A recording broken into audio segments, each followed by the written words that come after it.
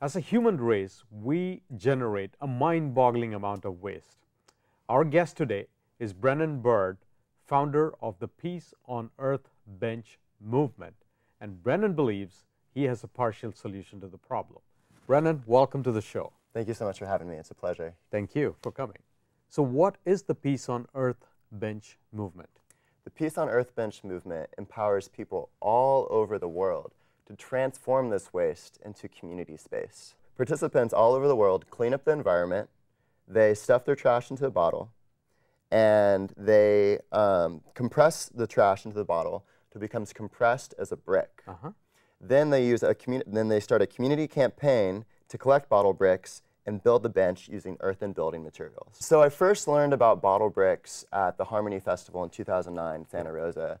I was at an educational booth, and there was a Colombian there, Felipe Arage, and he showed me pictures of school buildings and houses built with these bottle bricks all throughout Central America and Colombia. I was invited to go to Ghana with a family friends nonprofit, the International School of Art, Business, and Technology. And we engaged the students to lead their own bottle brick campaign. And I'll tell you, I've never in all my life seen kids so excited to pick up trash. And you mentioned earlier that you had visited Ghana recently. And I've been to Almina too. And so in Ghana, they drink their water out of plastic water sachets.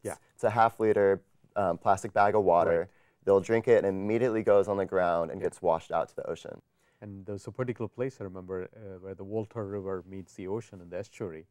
And a beautiful place, except when you looked on the ground, it was completely covered by plastic. Mounds and mounds of it washed up there. After 2 weeks, we built a bottle brick bench using concrete from a local construction project and 50 bottle bricks that the kids collected. It was a wildly successful project, and it was the first of what would become many bottle brick benches around the world. The process of building one of these benches is that it really takes a whole community to build a bench. It starts off with people organizing cleanup events to clean up the environment, mobilizing people to save trash in their houses, and then leading a whole community campaign to collect the bottle bricks. So you're getting people to interact that might have never had an opportunity to interact before. After you've collected all the bottle bricks, you got to bring the community together to actually build the bench. And they get to work together hand in hand to actually build the bench.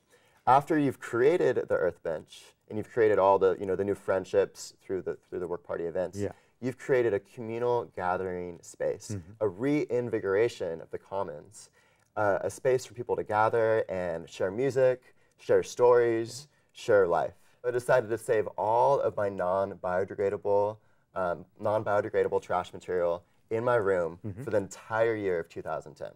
After an entire year, I collected a little over 200 pounds of non-biodegradable waste material. Came out to about a half pound a day. And to put that into perspective, the Environmental Protection Agency estimates that the average American produces 1,600 pounds of trash a year, or about 4.5 pounds of trash a day. Everything that was biodegradable, I composted.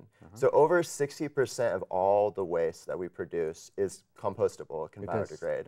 And so I always tell people the #1 thing you can do to save the planet right now, today, is to compost. Because all of that material, if it's not composted, it's going to go into the landfill, it's going to release, what we think of as when we think of trash, is that stink, that smell, that's methane. And methane is released when food biodegrades anaerobically without oxygen.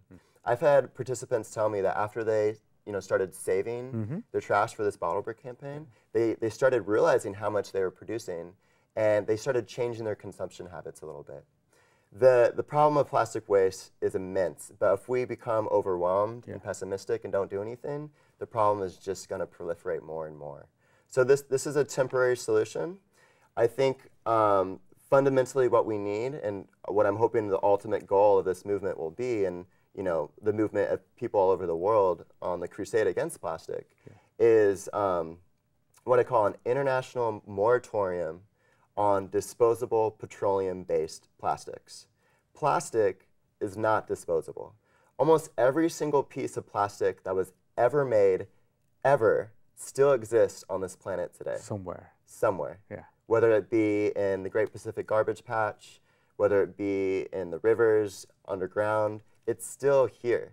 So we need to change our mentality of this away, that we can throw something away and it just disappears. Yeah. It doesn't disappear. It's wreaking havoc all over the world, and we need to become aware of this problem first, and then we can start addressing it on a larger scale. Now, the larger vision of the project, 1,000 bottle brick benches for peace, goes along the lines that this is a common solution for a common problem. Every single place in the world has to deal with the issue of waste. It's universal, yeah. It's universal. It's a leveling experience. And so the bottle brick bench we built in Davis, I told them you're building this bench in solidarity with the bench we built in Ghana. And now as it's starting to spread, I tell people you're building this bench in solidarity with people all over the world. And every bench that's built, 1,000 bottle brick benches for peace, every bench that is built will donate 1 bottle brick that will go to the final bench that we envision being built in the Middle East. Oh, beautiful. And it'll be built with 1 bottle brick from every other bench. 1,000 bottle bricks from all over the world, and it will be a symbol of peace in the most volatile area in the world.